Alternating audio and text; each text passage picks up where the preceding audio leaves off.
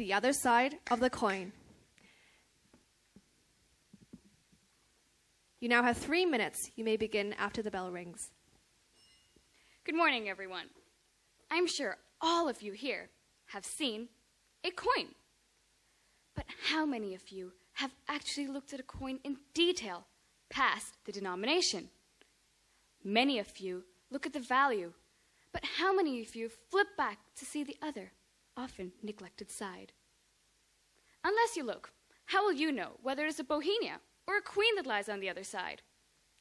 Take, for example, the recent $6,000 cash handout by our financial secretary. Yes, there are loopholes in this policy, but don't you think the problem only lied in execution? At first, you opposed the idea of the injection of money into the MPF accounts, and then you criticized the government for lacking a proper stance, simply because they decided overnight to distribute the money to all Hong Kong permanent residents aged 18 or above. But wait, have you forgotten about the other side of the coin? You have been so caught up in criticizing the government that you fail to see any good in this. And as Leonardo da Vinci says, blinding ignorance does mislead us. Whatever the government is doing is for us. It is willing to share its fiscal surplus. It is trying to help its citizens, especially the underprivileged, for whom the $6,000 may mean a month's salary, a start of a new small business, or other endless possibilities. No stone is being left unturned when trying to blend the ideas of different people, needs, expectations, capabilities, and roles. So, you may ask, how do we spend this money?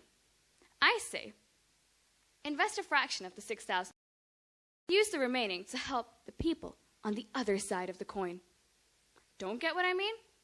According to UNESCO, our cultures are dying, and we can use this capital to help the people to practice these colorful arts like Chinese calligraphy and opera. We can also use this capital to sharpen our students' competitive edges internationally by providing them with more resources, exposure, and exchange programs to widen their horizons.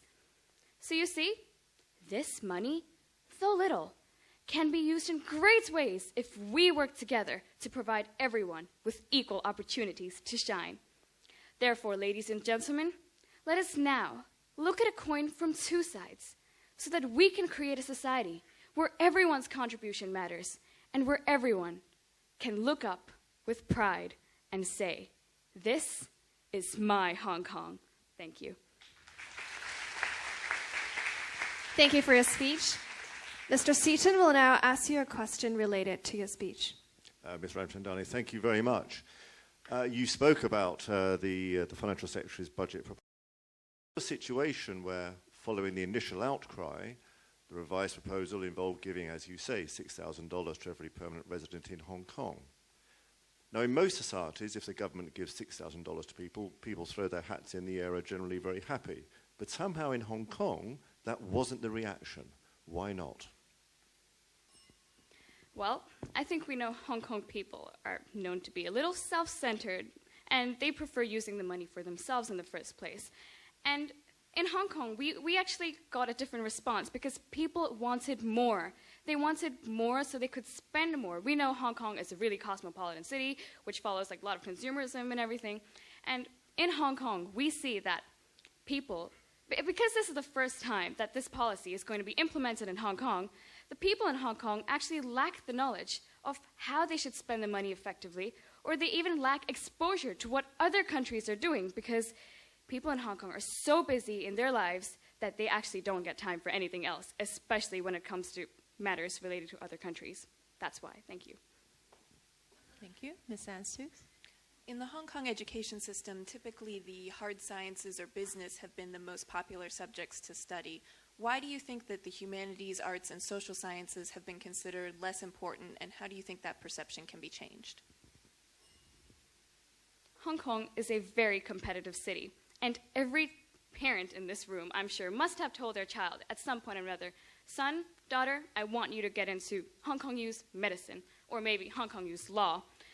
But the whole reason they actually think so is because they believe in status. Hong Kong people really care about their reputation, and they actually think that subjects like humanities and fine arts are a little lower than what medical and law would be. And this perception has actually, it's come from their roots.